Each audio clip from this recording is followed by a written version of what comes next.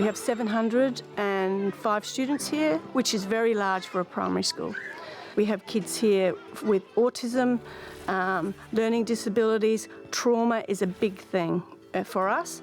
Yeah, we see kids in unsafe situations at home. We see kids who just from broken families, which again in our culture is not a uncommon thing. They're not coming in settled. They might be coming in so relieved to get to school after something's happened in the morning.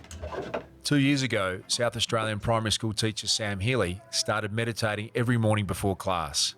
It didn't take him long to notice profound benefits for his well-being.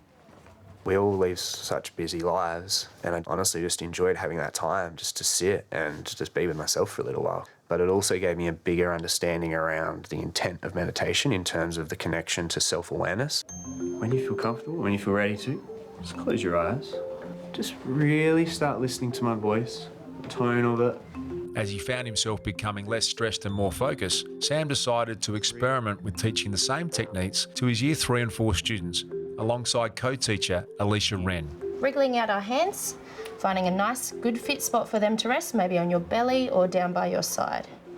I think the biggest thing was us sharing that we were on the same journey with them, so it wasn't that we had so much more knowledge than them, that we were all starting the journey together, and I think it just created this openness in the classroom that allowed them to share a lot more of their thoughts. Taking a deep breath in now through the nose. Let it out. At first, I didn't really think. I thought we were just sitting there doing nothing.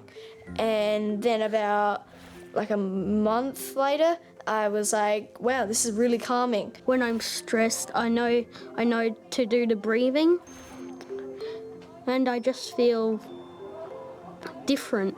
It helps me be calm around all my friends. If I'm in a situation, I know I can just go do it somewhere and I'll be calmer.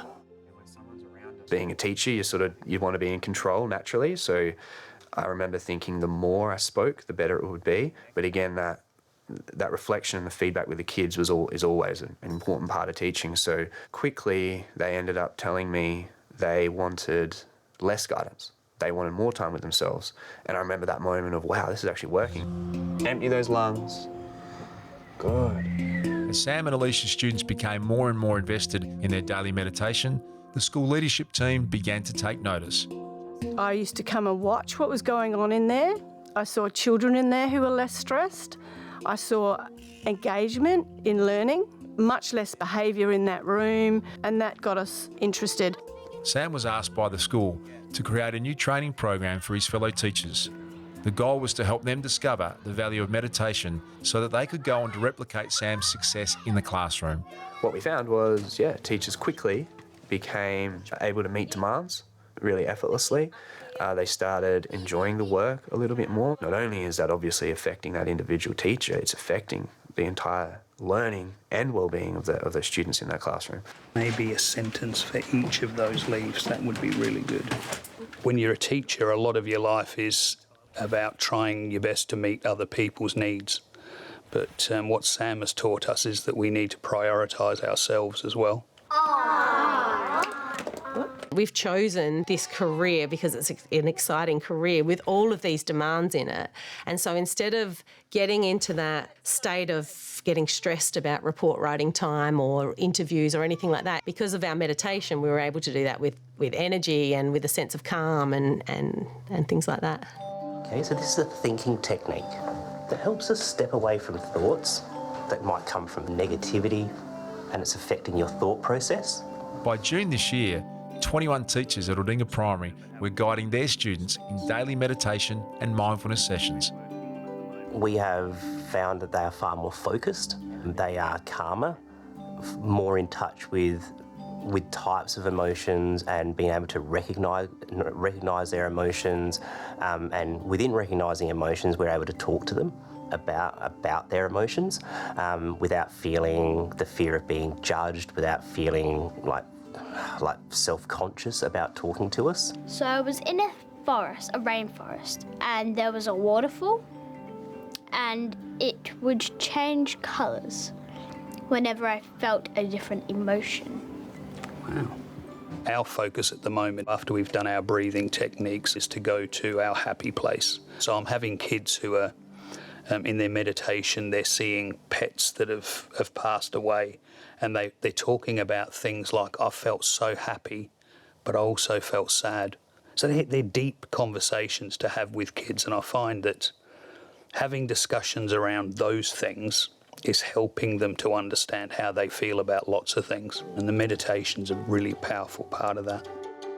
I felt happy because when I saw that I was bleeding, I told you first, and it made me feel happy because it made me feel like I was helping my body.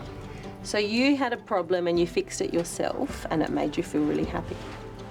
The intention is to listen to what everyone's experiencing and understand that everyone's feeling something different, and the way that every single person is feeling is the right way to feel, because a lot of children grow up thinking that they're the only person that is feeling a particular way and that that's wrong.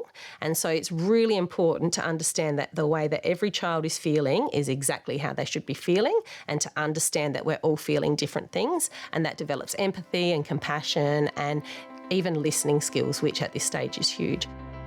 When my brother annoys me, I go to my bedroom and I do some deep breaths. I think it helps our school by being calmer, not so angry. I've just seen less bullying. People are nicer to each other. Yeah, more kids in like Australia should do it. All right, everyone, get ready for some meditation. All those students know the skills necessary to meditate, and now they have it for life if they ever need it. So that was our big takeaway, that we can teach. We can teach these skills as long as we do it with authenticity, as long as we do it with honesty and experience. Then, yeah, the kids are gonna feed off that and be inspired by that.